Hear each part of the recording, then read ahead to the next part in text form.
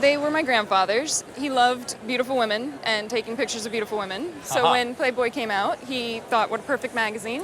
Got them each one by one, saved them all, and over the years, Grandma kind of lost her pizzazz with them. She knew about your grandfather owning them. Oh, yeah. No problem there. She had no problem with him owning them. They weren't under the bed or anything? No. No. Out in the open.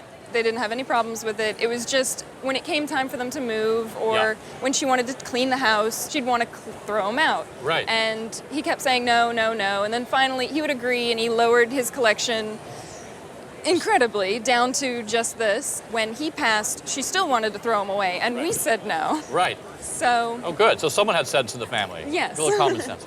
Well, it's an incredible collection. Thank you so much for bringing them in. Oh, you're welcome. They're really interesting. What we have here are the first 12 issues of Playboy. So the first issue of Playboy, the one with Marilyn Monroe, was issued at the end of 1953. We have monthly editions into 1954. Have you read them, may I ask? I have looked through a few, but it was when I was younger and I wasn't supposed to, so I vaguely remember the details of what's inside. All right, they're very interesting. Obviously, the very first issue, which we have out here, had Marilyn Monroe on the cover. She was not actually the centerfold. They didn't call it the centerfold then. She was the sweetheart of the month, which obviously is a very quaint way to call it. The interesting thing is that Hefner was very enterprising. He worked for Esquire magazine and then decided to start this magazine for men, as he called it, and borrowed $1,000 from his mother to start it and produced the mock-up of this first copy in his kitchen in Chicago.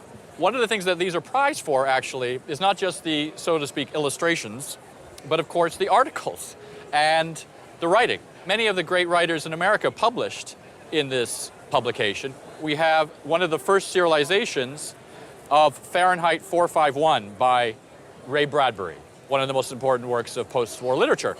Kerouac, Kurt Vonnegut, Ian Fleming, who wrote James Bond, also published in Playboy. So they're not just a pretty face, so to speak. One other interesting thing is that the Playboy logo of the bunny that we see and know very well was not actually in the first issue. He commissioned an art director to make it, and it appeared in the second issue and on from that one forward.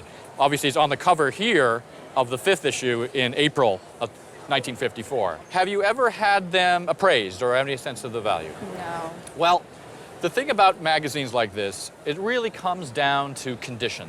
It actually turns out that it wasn't that uncommon. The first issue was printed in over 50,000 copies. Wow. Which, of course, for a publication is a modest number, but means there's a lot of them out there. And for collecting purposes, people really prize the ones that are in perfect condition as more valuable.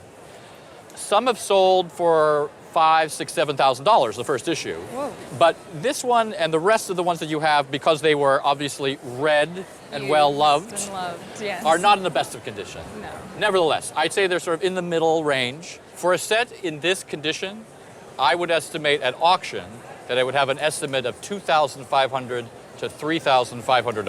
Oh, my goodness. So it was a good idea of you to stop your grandmother from throwing them away. Absolutely.